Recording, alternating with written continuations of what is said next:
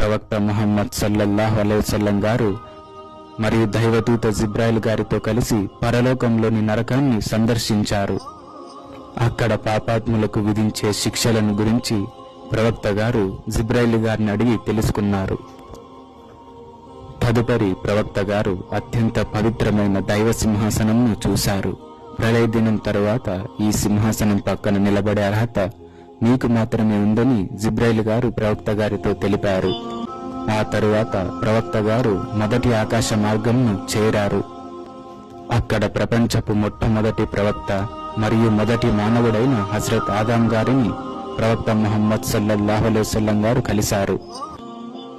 తదుపరి ప్రవక్త ముహమ్మద్ సల్లల్లాహు అలైహి వసల్లం గారు రెండవ ఆకాశ మార్గంలో పూర్వపు ప్రవక్త అయిన హజరత్ యహ్యా గారిని కలిశారు.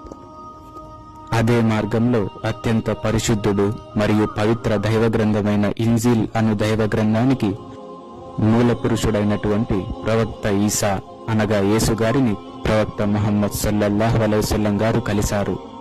అలాగే ప్రవక్త గారు ప్రవక్త ఈసా గారి యొక్క రెండవ రాకడ గురించి తెలుసుకున్నారు.